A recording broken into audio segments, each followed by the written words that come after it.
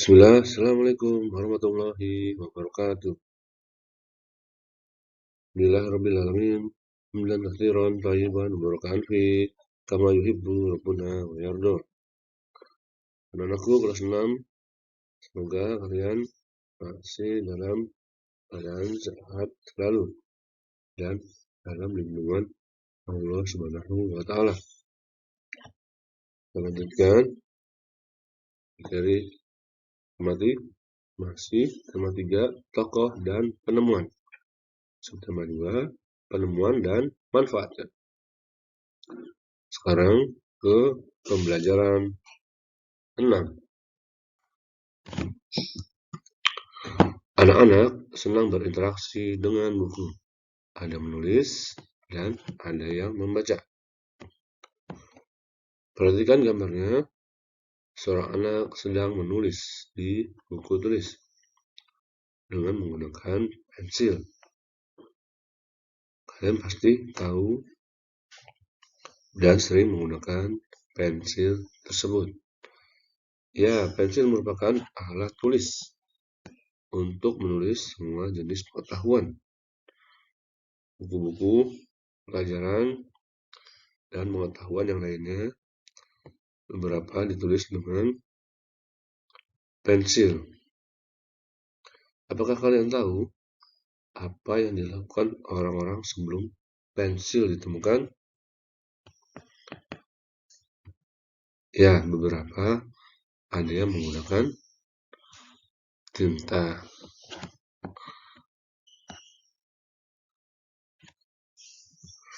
Menggunakan kosakata baku untuk menulis kalimat efektif. Salam belajar muatan bahasa Indonesia. Apa itu kalimat efektif? Kalimat efektif adalah kalimat yang sesuai dengan tata bahasa, baik dari segi ejaan dan tanda bacanya. Kalimat efektif tersusun secara sistematis dan mudah dipahami. Kalimat efektif ditulis menggunakan kata-kata baku. Menjelaskan informasi dalam teks eksplanasi.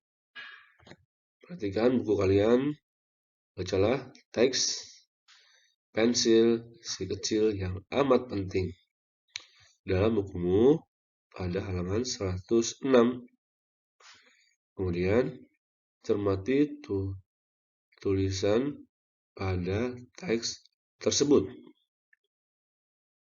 Setelah itu, temukan kata-kata yang bercetak miring dan ubah kata menjadi kata baku. Kemudian tuliskan kembali dalam kalimat efektif. Kalian simak teks eksplanasi berikut ini. Pensil si kecil yang amat penting. Pernahkah terbayang olehmu bagaimana sih manusia bikin tanda dan tulisan sebelum ditemukannya pensil?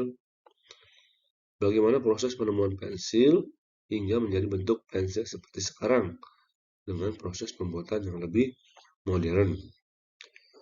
Zaman dulu, manusia menggambar dan menulis dengan menggoreskan ujung pisau ke batang pohon.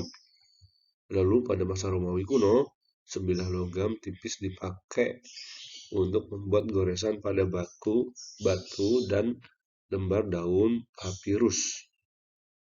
Perkembangan pensil dimulai sejak ditemukannya grafit pada tahun 1564 di Borrowdale, Inggris.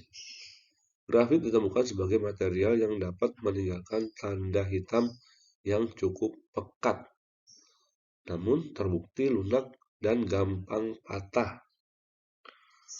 Untuk itu, grafit membutuhkan tangkai pemegang. Pada mulanya, grafit hanya dibungkus oleh tali yang terbuat dari kulit domba. Terus, ditemukan cara untuk memasukkan grafit di antara dua bilah kayu yang dilubangi. Ketika itulah mulai dikenal alat tulis yang kini dinamakan pensil. Pensil mulai dibikin secara massal pada tahun 1662 di Nuremberg, Jerman. Selanjutnya, mulai abad 19, Faber-Castell, Lyra Staedtler, dan perusahaan-perusahaan lain mengembangkan pensil buat alat tulis secara pesat. Pada zaman modern, pensil dibuat dengan hancurkan grafit murni sama tanah liat hingga berbentuk bubuk. Kemudian campuran ini dicetak menjadi bentuk tipis panjang dan dilapis dengan kayu.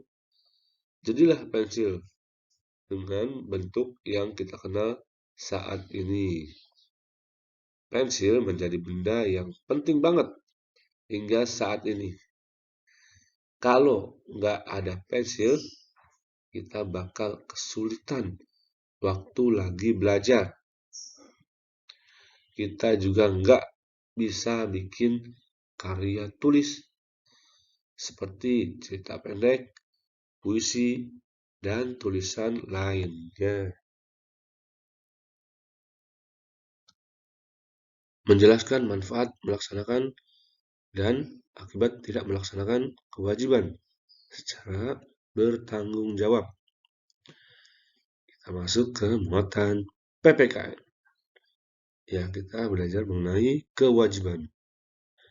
Kewajiban adalah sesuatu yang harus dilakukan dengan penuh rasa tanggung jawab.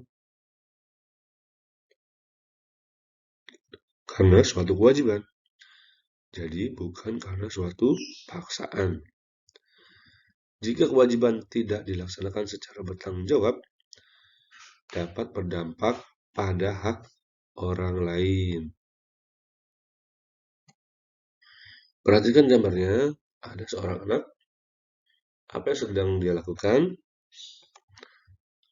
Coba, menurut kalian, apa kewajiban yang dilakukan Jonas, si anak sekolah ini? Dan apa hak yang diperoleh oleh Jonas? Apakah ada kewajiban?